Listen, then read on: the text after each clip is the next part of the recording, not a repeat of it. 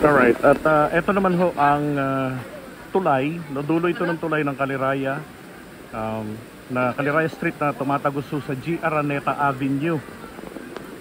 Ayan o. So yung tubig ho na pumapasok dito na nakikita nyo, yan ay galing na mismo ho sa San Miguel River. Naantay mo makasalubong.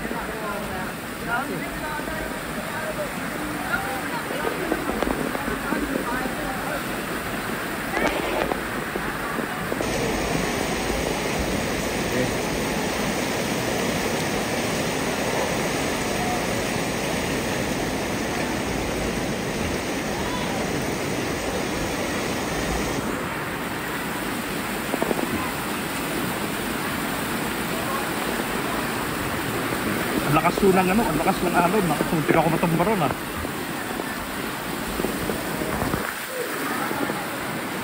Yan ang tubig na galing hose nang gagaling sa San Miguel River.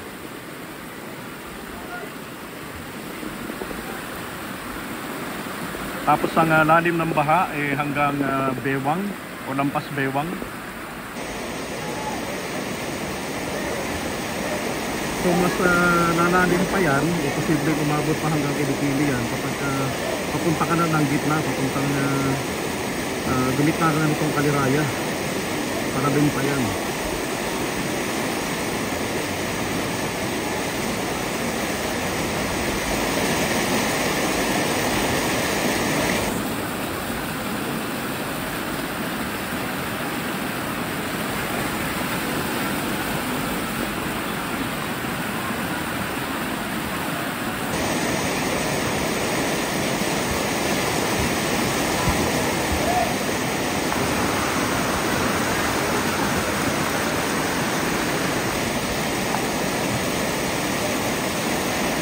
Kailangan na gumamit ng lubid dahil talaga namang matutumba ka sa lakas ng current nito.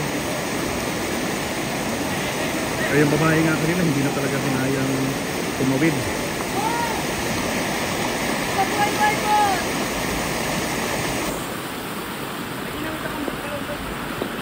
Grabe.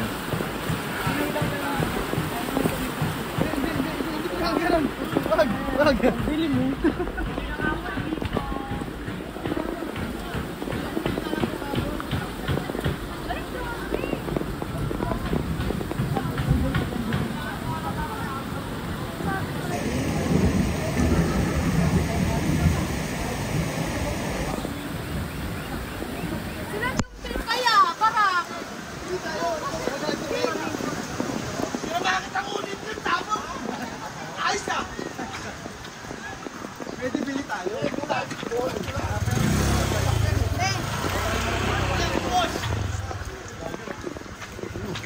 Bossing!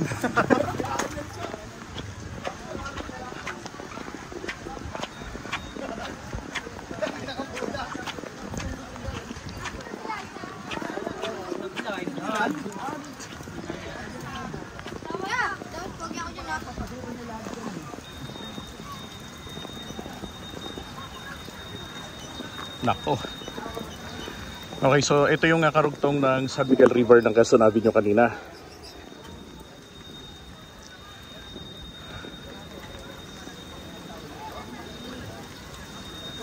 Ako yung dike ng ilog rito, dalawa. Natabo na ng tubig kaya nga naman doon ang lakas ng agos.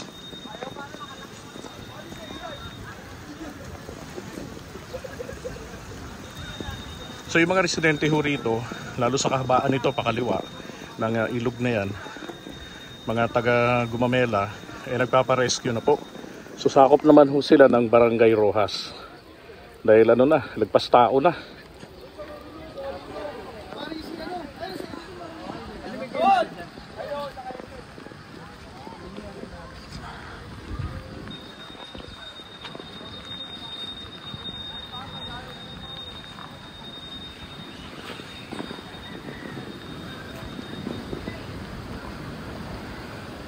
So yung kanina pinuntahan natin, yung G. Araneta Avenue, meron niyang tubo ng drainage. Dito ho ang ending, dyan sa may puno ng aratilis na yan, sa ilalim yan, dyan banda.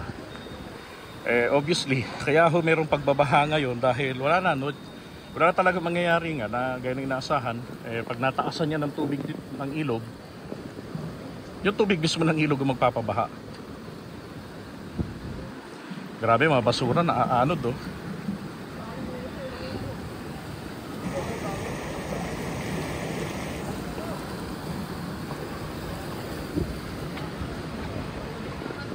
Oops.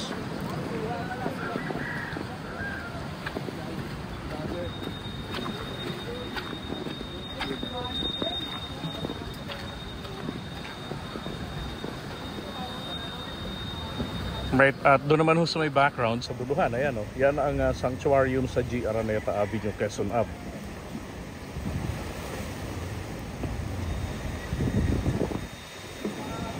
Mabuti na lang, doon sa may tabi ng tulay, hindi na ho ganun karami yung mga, kumbaga nangalahati na lang yung mga informal settlers doon. Pero meron pa rin. Dahil hindi sila lumikas nung binibigyan ng mga pabahay. Yung iba, binigyan pero bumalik. Bumangga sa tulay.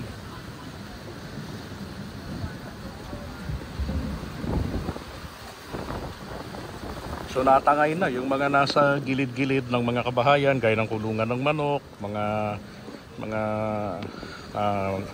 kalakal nila, ayan, oh. Yung iba naman mga gamit mismo nila sa gilid ng bahay. Sabi nga nila complete set.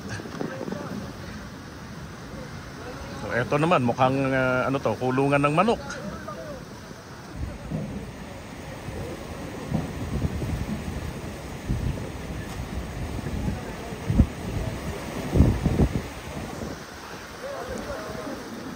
So ayun na mga isang lumulutang naman, malaki hong planggana.